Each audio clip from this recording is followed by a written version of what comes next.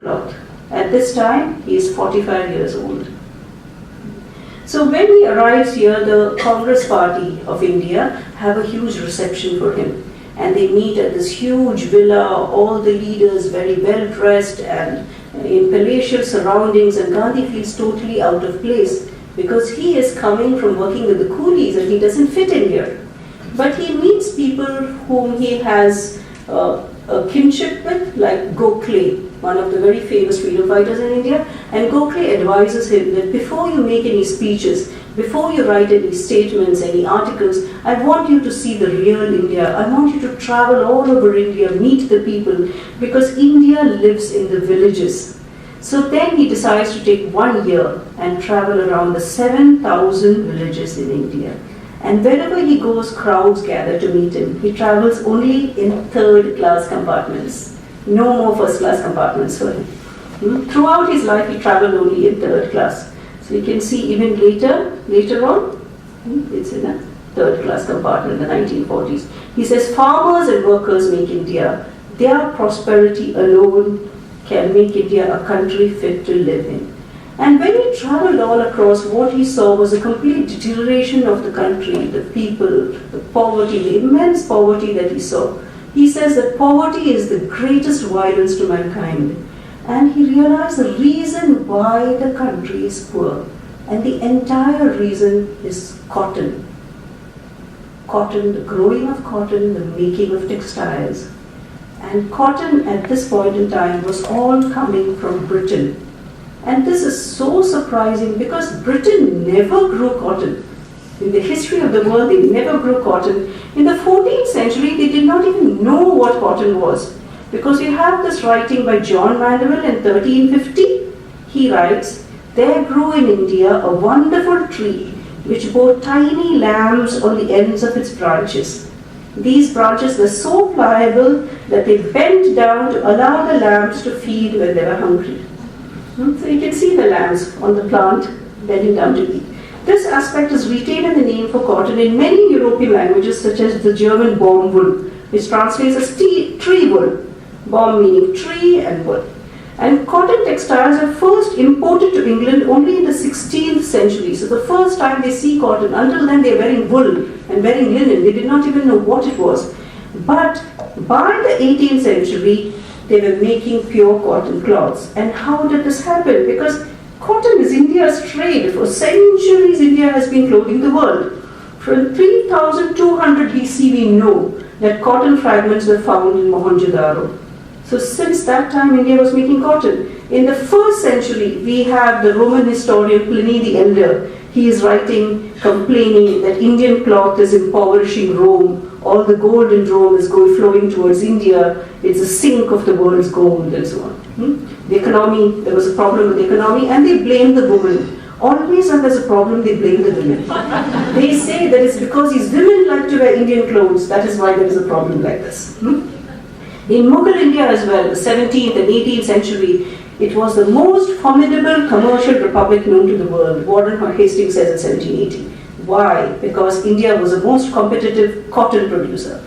There was so much raw cotton grown in India, there was skilled labor, and there was this tacit knowledge. What I mean by tacit knowledge is knowledge that you can't study from a book. You can't go and train for it. What you get for generations from seeing those around you, from your parents, grandparents, knowledge that is just passed on, you just absorb it naturally. It comes naturally to be able to create beautiful textiles. And fantastic textiles, all organic colors, designs, patterns, hand-painted, kalamkari. We have some samples of this in our museum. If you go into the galleries, you can see them. Kalamkari temple hangings from the 20th century, the tree of life, patola, double ikat. That is both the weft and the warp threads are tied and dyed before they weave. This is made in Gujarat. You have chins, palampors made in the Coromandel coast, that is the east coast of India. Used for sheets, for hangings. And this was a huge trade, a fantastic trade. Nobody speaks about it. Usually people talk about, oh, the Europeans came here for spices. No, they came here for spices, in search of spices. But most of the spices was actually in Southeast Asia. And Southeast Asia, Indonesia especially, traded with India for textiles in exchange for spices. So the Dutch, who were the first big traders to come here after the Portuguese, realized this quickly, and they began to buy Indian textiles from India and trade with Southeast Asia for spices. And this was such a huge trade. When you talk about the trade going east, we don't have ancient records, but after the Dutch arrived, the Dutch East India Company kept fantastic records. They say that in Batavia, which is modern-day Jakarta, at any one moment in time, there would be at least 1 million pieces of cloth. And the trade going west was not measured in pieces, it was measured by weight. It was 1 idil. 1 idil is about 500 pounds. That is 1 camel load. And even when it would go by ship, they would still be measuring it in idil. And they say between 25,000 to 30,000 idils of cloth would be sent to Persia every year, and from Persia to the rest of the world. So this is a huge trade, and there was a lot of market specialization. It was not just the same cloth made for the whole world. They made it specifically for certain countries, for certain regions. For example, this is what they made for the Dutch market. This is for the Japanese market. Does it look Japanese? Yes. This is for the Persian market, or the Islamic market. Looks like Persian carpets, the design. And the other one is for the Thai market. Can you see the Buddhism influence over there? And who made these? There were no marketing gurus, there was no big corporations, there was nobody to, no special designers and so on. It was made in the villages. All across the country, people were making cloth. They were spinning, they were weaving, dyeing, coloring, and so on and so forth. Small scale industry, farmers in their spare time, when you're not needed on the land, at home you make cloth. And that is how the country was prosperous. So all across the country, they were making the cloth. Then in 1600s, VOC, the Dutch East India Company and the British East India Company, they established in Golconda, and they began to buy the cloth, send it east, send it west. And in Europe, they loved the cloth. They went crazy about it. They were huge consumers of cloth. So when this happened, the silk weavers and the wool merchants in Britain rioted. They found a huge gathering in front of the East India Company offices, and they protested because it's hitting their business. So then Britain began these protectionist policies. They introduced import duties, but even then they began to smuggle them in. Then they banned the cloth, British Calico Act. They banned printed calico from India, and so on. And even now, again, they blame the women. They said because of these women, they all want to wear this Indian cloth, they want to drink the Chinese tea, and that is why economy is in so much trouble. The balance of trade is always the fault of women. There was this huge calico craze, and I have this quote from Daniel Defoe. He writes that calico crept into our houses, our closets, our bedchambers, curtains, cushions, chairs, and at last the beds themselves were nothing but calicos and Indian stuff. So somehow they had to rectify this problem, this balance of trade problem, and then begin the inventions. You have 1733 onwards, John Kay and the flying shuttle, 1764, the spinning jenny, 1769, Richard Arkwright, the water frame, 1775, James Watt and the steam engine, because he began to use coal to power the engines, Samuel Compton, the water mule, and then the power loom. So now with every new device, what happens is that the operative hours to process begin to reduce. So in 1780, when it required 2,000 hours to spin yarn, 100 pounds of cotton, suddenly with each new device, the time required lessens. So finally in 1825, they just need 135 hours. So the minute the number of hours used reduces, what happens? The price of British textiles became lower than Indian textiles. So what would you buy? You would buy what is cheaper. So the market fell out of Indian textiles. Then they began to buy the raw cotton from India and ship it to Britain. The raw cotton, and they make it into factory-made textiles and then sell it to the rest of the world.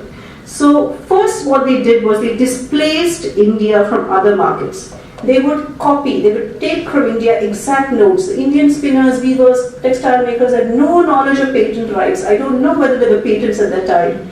They took detailed notes on exactly what designs, how to make these textiles, and so on and so forth. They imitated the same thing, what was in demand in Indonesia, Southeast Asia, in Africa, in West, in Persia, and they began to import to those countries, export to those countries, and then later they began to export to India as well.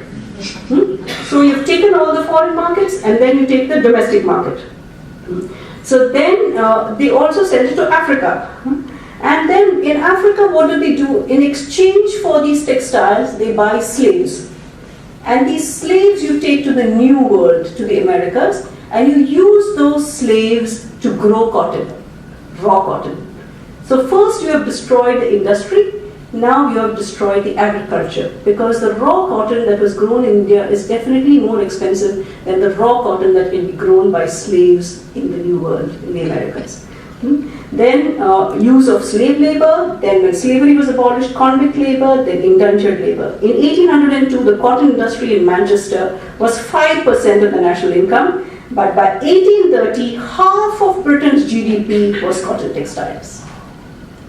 So now I have these figures. These are all from the East India Company figures. So you can see exactly the exports to Britain, the figures from India to Britain, and then here you have from Britain to India. And I know people don't like to look at numbers on the evening lecture, so here you have it in a graph. So the red line is India, the blue line is Britain. You can see exactly how the textile trade between India and Britain were from 1790 to 1849. You can see both axes crossing around the year 1830. And please remember the year 1830 because we'll be coming to it again. So this is how the textile trade was. And this is a period that European historians actually like to call the Great Divergence. They call this a European miracle. It refers to the process by which the Western world emerged during the 19th century as the most powerful and wealthy world civilization of the time, eclipsing Qing China, Mughal India, Tokugawa Japan, and the Ottoman Empire. So you can actually see the colors right down the bottom is India and China flat line, and the rest, the red line is Britain. It's just going straight up, straight through the roof. The GDP per capita purchasing power between 1500 and 1950. There was fantastic fortunes to be made. All the British who came to India became fabulously wealthy. They were all called the Nabobs. It's a word, it's a corruption of the word Nawab, which means a minister or a governor. Fantastic wealth. Britain earned a lot of tax money from these people as well. What is England now? A sink of Indian wealth filled by Nabobs. The most famous is Clive of India. And then Pitt is the one he was a governor of Madras. His grandson and great-grandson were both prime ministers of Britain later. The parliament was filled with Nabobs when they were. Now, what is happening when Britain is prospering like this? What is happening in India? The cotton farmers, no buyers. The cotton is rotting on the docks at the seaports. The farmers, desperate, no market for their produce, starving. The women, no work because there's nobody to buy the clothes that they make. So then spinning, dyeing, weaving, everything stopped entirely. This quote is from Gandhi. Every woman will tell you that with the disappearance of the spinning wheel, vanished India's happiness and prosperity. And there were huge famines during this time. People could not survive. They didn't have food to eat. It was a terrible time in India. There was a great famine between 1876 and 1878. And there was a poet named Mir, and he writes this fantastic poetry about the times. He says, the age is not like that which went before it. The times have changed. The earth and sky have changed. Now, didn't the British know what was happening? Because they were governing India, right? You would expect that they know. Yes, they knew. We have evidence because we have this letter written by William Bentinck, who is the Governor General of Bengal. Bengal, Calcutta was the capital of the East India Company. So when he writes, he's a really important person. He writes that misery hardly finds a parallel in the history of commerce. The bones of the cotton weavers are bleaching the plains of India. They knew. Did they care? No, they didn't care. Because the year of the Great Famine, 1876 to 1878, in between 1877 was the Delhi Darbar. It was the biggest party in the world, where all the kings and the royalty and the British celebrated. They were celebrating the coronation of Queen Victoria as the Empress of India. She was not here, she was there, but they had a party to celebrate. So for that, the tax revenues tripled that year when the country was going through a famine. So what did the people do?